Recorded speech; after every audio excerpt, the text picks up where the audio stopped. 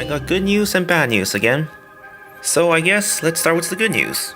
I have managed to rank up to Senior. Still a bit confused about the naming scheme. The previous rank was Advanced and the one before that was Experienced. Is Senior necessarily better than Experienced or Advanced? I don't know. Seems kind of weird, but regardless, the loot bonus is much better now. It's 330, so that means I actually get 990 Bitcoin for a full hack. So that about covers almost all of my beam cannons, if I use them. Yep, sounds about right. So as you can see, it's still not quite there, but it gets better. The next rank is supposed to be 400 once I get 2k reputation, so not a major increase still, but then the rank after that at 2.25k reputation is when I get 900, so that's a massive increase. And that's suddenly 2.7k Bitcoin if I get all 3 win condition. So that means I still have 500 more reputation to go before I can actually start benefiting from all these ranking up that I've been doing. But the good thing is, I am in the top 0.7% of ranked hackers now. And assuming there is about 1 million people playing, then that's the top 7,000. Still not that impressive, but more impressive than before at least. If anything, the only impressive thing here is that I got from 1.5k reputation to 1.75k reputation as soon as I finished upgrading all of my security nodes. Well, I didn't mean it in a bragging way, it's more so how I'm trying to explain how the security node affects my reputation that much. But now, onto the bad news. I got my first taste of high beams and ice wall protector from Sombra from Mexico, level 41. And as you can see, he got a full hack, all 3 triangles, looted $2 million and 36k Bitcoins. So yeah, it's pretty lucrative if you can get the full hack. And luckily, most people seem to not come close, but when someone does get the hack, it is a bit concerning. So let's go ahead and take a look at it. Now, as you can see, he is one of those legendary, or I don't know, infamous, high beam, ice wall protector player with some shockers. So level 18 beam cannons, level 6 ice wall, level 9 protectors, and he didn't use the data leech or the battering ram, but he has them, I guess, kind of as a contingency plan, if anything, is what I'm guessing. So, as you can see here, the protector, not the protector, the beam cannon, level 18, just goes through all the nodes so quickly that he didn't even need a protector on the first node. And then, with the double ice wall on the second node, and a protector, he was able to get through pretty much both choke points in under a minute. And I guess that's the power of the level 18 beam cannon. And that's why everybody is like so worried and saying how that's the best strategy and all that. And I can definitely see where they're coming from, because we see here that they just took out my core with the Guardian. I think that was in under 15 seconds. And now he is onto the code gate after only 1 minute and 10 seconds.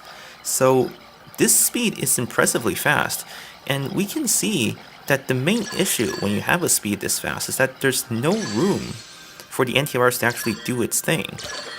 Ultimately, he did have to use 4 protectors and almost all of his ice wall, but it doesn't really matter if he used that much protector since the loot he got was obviously worth it.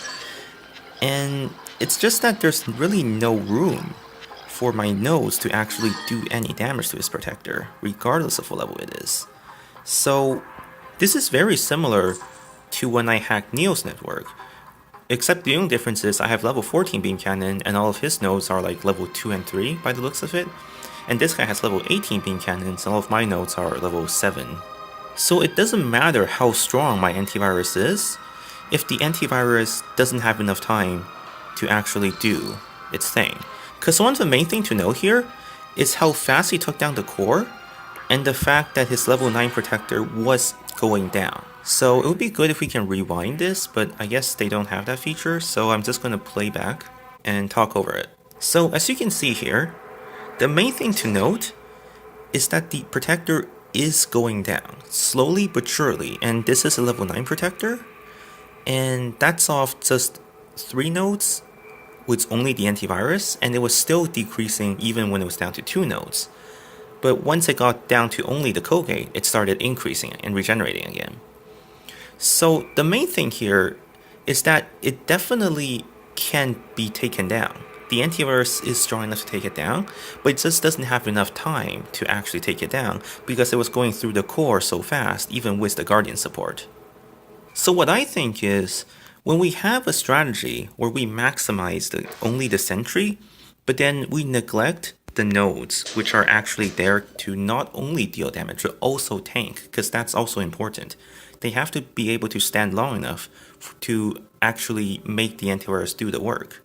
I think when we have a strategy like that, the modern conception of choke points is kind of different. Because with these choke points, is what people generally been calling choke points, and what the tutorials that people write on forums say is choke points, is good given sufficiently high security nodes. Because then the security nodes can actually take the damage and actually do its thing, and deal the damage, actually do its thing. But the reason why this high beam cannon strategy is so good, especially against people who have low security node, is because it takes down the security node so fast that they don't actually do what it's supposed to do. And the reason why maximizing the sentry has become popular strategy is because if you want to counteract that effect with maximizing regular nodes like turrets and black ice, you have to do multiple. You have to maximize all 3 turrets and 2 black ice, or the 3rd black ice that I don't have right now, in order to match up. Except when you have the sentry, you only have to maximize the 1 sentry. So obviously it's much easier to level the sentry, and that's why it's pretty much the meta strategy right now. But of course, the caveat here though is that when you still have a standard choke point, and you're trying to build your choke point as if you have high level security node, it kind of falls apart. That's why against high beam, and if you have low security node, which you actually can't have high security node because you have to level all the security nodes. Like I have 1 level 16 sentry, but if you want to match that up with black ice and turret, you have to have all black ice and all turret level 16, so that's pretty impossible to get at level 35. But yeah, essentially the key strategy here against high beams is time wasting as opposed to strong choke points. And that's why the Colgate is actually so important all of a sudden. So take a look here. This is my calculation of the DPS of 3 beam cannon versus Colgates at each level. If you go down the diagonal, that's level 1 beam cannon versus level 1 Colgate, level 2 versus level 2, and so on. And we can kind of see that it actually seems like the beam cannon gets stronger all the way until level 18, and then it starts getting weaker again. Where at level 21, it matches roughly level 13 or level 14. But this seems good for beam cannons, but it's actually not the case. Because if you take a look at the second spreadsheet, this is the damage per second once we adjust for Colgate regeneration. Now, it's generally accepted that nodes regenerate about 2% of their firewall every second, so we can see here that all the parts in red are actually doing negative damage, which means the Colgate regenerates faster than the damage that you can deal, and that's with triple beam cannons. So we see that even at level 18 and onwards, you just don't do enough damage anymore. You can't just handle them with beam cannons anymore, because your even triple beam cannons just can't beat them. But it gets worse, because you also have to account for how long it takes. And remember, you only have 3 minutes, so if it takes longer than 3 minutes, then that's a huge problem. So on this third spreadsheet is how long it takes to get down each Colgate. Now, the ones in the number signs means that it's going to take forever, because it actually does negative damage. So these number signs basically correspond to the negative numbers in the previous spreadsheet.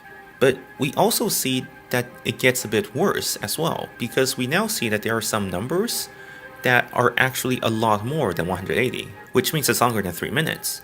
So we actually see that even as early as level 15 beam cannon versus level 15 Colgate, it becomes the case that the beam cannon can't defeat the Colgate in under 3 minutes. So even though given infinite time, a level 15 Colgate can be defeated by a level 15 beam cannon, realistically that will never happen in an actual hack. But of course it gets even worse for them, because realistically, by the time they get to my Colgate, or well that guy at least, he had about 2 minutes remaining. So the ones marked in yellow here are ones where you can take it down in under 2 minutes. So in fact, we see that even as early as level 13 Koge versus level 13 beam cannons, it would take longer than 2 minutes just to get through the Koge. So unless you basically got to the Koge really fast and you have a whole minute left, you're still not going to get the resources. But of course, this is assuming 3 beam cannons, whereas even more realistically, you should probably try to make them have only 2 beam cannons by using your antivirus and forcing a protector. So then it makes it even harder for them, and they actually are kind of screwed as early as, well, they're always screwed actually. As long as their Koge matches their beam cannon level, they actually can't get through at all.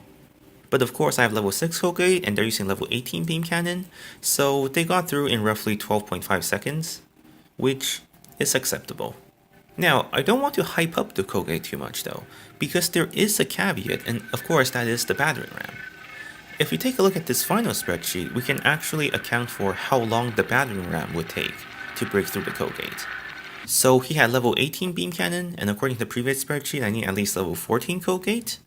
But if we look at the battering ram, we see that he has level 6 battering ram, and the level 6 battering ram can actually get through the level 14 Koge in 24.5 seconds. And it's going to be a bit more than that because they have to take off the battering ram and then put on the beam cannons afterwards. But that's how long it's going to take for the battering ram to destroy the code filter. So of course, that's why he carries the battering ram. So it goes to show that the Koge is definitely a good deterrence, but it's not the end-all be-all. So that's why I'm not immediately dropping what I'm doing and going to level the Koge. I'm still going to go on what I originally planned, which is to level the core and then level the sentry. Because another benefit of having level 12 core is that you get 2 more Koges. So there's also the fact that it's quantity over quality as well. Because we see that even if you were to level a single Koge to level 21, his level 6 battering ram would still take it down in 42 seconds. Whereas if you had 5 Koges all level to level 14, that would actually be a lot longer than having a single level 21 Koge. So that is the trade-off here. And in fact, if you had 5 Koges, you don't even need level 14, because if you add them together, it's probably enough if you go with level 9 or level 10 even.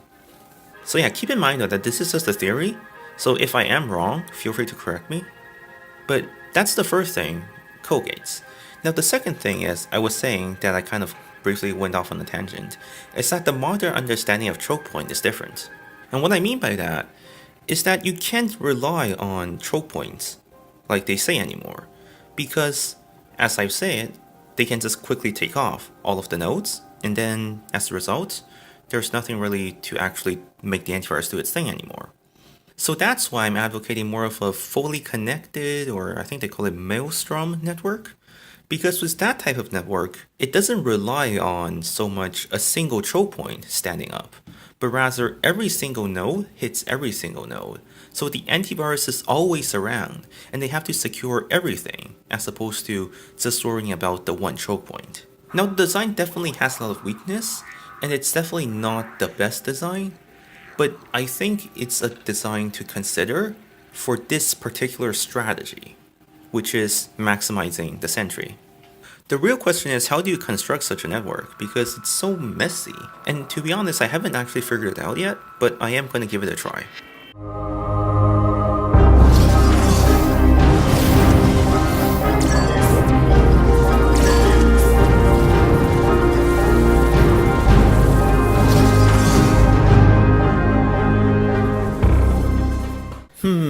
I don't know. It's too similar to what I already have. See, if I want to make one of these fully connected networks, then I kind of have to change my mindset a bit. Because right now in my current mindset, I actually just end up going back to the same design all over again. The only real difference here is, well, I guess the security nodes are a bit messy, but everything else is still more or less the same. So I think I'm going to cancel this and then take a bit and rethink this. Because it's kind of hard to wrap my head around this right now, and I'm also thinking maybe it will be even better if I wait until I have level 12 core, because then I have more nodes to work with as well. So yeah, I'll get back to this later. But yeah, the demonstration of the beam cannon really does show why people fear the beam cannon so much, And in fact, it's also part of the reason why I actually took a detour from my upgrade of the core, and I went ahead and upgraded my Becoin mixer instead, and then my evolver, so then I can go ahead and get Beam Cannon level 15, which is on the way now. Now, my Protector 9 did finish, and it's slightly better, but it's still not quite enough. That's why I still can casually hack people with the Gold Sentry, but I can sort of hack them if it's really worth it. And I have one such good example right now. And that's against this guy. And you say high levels don't have good loot. But this is almost $600k and 20k Bitcoins. And 7 reputation as well. Now, I did see that he has an underdeveloped scanner, so that's why I came in with Wraith and Stealth, because I was kind of hoping that I would just be able to go right ahead and cut off his Sentry, right? Because if I was able to Wraith this node, then the Gold Sentry antivirus can spread, so then all I have to do is Protector on this node against these two nodes, which my Protector can definitely deal with, and then I'm home free for everything else. But unfortunately, that wasn't the case. I was able to get all the code gates, but it's still just a bit lacking in visibility, and I wasn't able to get that final node right there. So that's unfortunate, and I did drop all my blasters because I got all the code gates anyway, so I guess it was fine because I didn't need a blaster against the code gate anyhow. So it wasn't exactly what I was hoping for, but it definitely did speed this up nonetheless, and it actually did come in a bit at the end, which it gave me a lot of time because you saw that I got through all the code gates in under 20 seconds. So here's the first instance where my Protector comes into play, and we see that it's already starting to drop a bit, and that's the level 9 Protector. If we use what we saw from the guy who hacked me with the beam cannons, is that this is partially the fault of the Protector not being high enough, but there's also a bit of the fact that my beam cannon isn't high enough level, because it took so long to actually take down the nodes that the antivirus was able to have quite an effect and start dropping the Protector. Now, he does have 3 Guardian, so this takes a very long time, but luckily, his code gate was being upgraded, so my Protector was able to hold just barely long enough for me to take down the core without it dropping. If he had the code gate up, this might have been a bit of a problem. So as you can see, this is a good demonstration of why it's important that the nodes last long enough, because if it lasts long enough, we see that even the level 9 Protector would eventually fail over time, just from the repeated hits, because it was able to do so much hits. Whereas if I was able to take down the core much quicker, like what that guy did to me, then I would have nothing to worry about at all. And this again is also partially why the Guardian core is so good, because at the same time, if I was able to delay the Guardian core for a very long time, then unless they have a very high level Protector, like I don't know, level 11 or something, then they would struggle even against this. So yeah, ultimately I got everything. I did use a lot of programs, used 4 Protectors in fact, but the loot made it worth it. So still can casually hack these networks, but if I try hard, I could do it. Now, I didn't level this code gate because of that guy. I leveled it because if you see, my money is full again, but I'm lacking in Bitcoins. So I was trying to save some room because I couldn't actually upgrade my storages since I didn't have the Bitcoin, but I had a lot of money. So I thought might as well use my building thread to upgrade the code gate, since that doesn't really affect things much. But I kind of misjudged the time, so I'm actually going to have to instant complete it because I have to go. And then afterwards, I'm going to go ahead and upgrade my storages. Well, my database again. And it turns out I need 2 of them, so I can carry 10 million and then I can finally upgrade the core to level 11. So next episode, hopefully it's going to be my upgrade to core 11, and potentially I might even go ahead and show a new network. But still, it's pretty difficult to create a fully connected network, so I'm not too sure if I will have a good design just yet.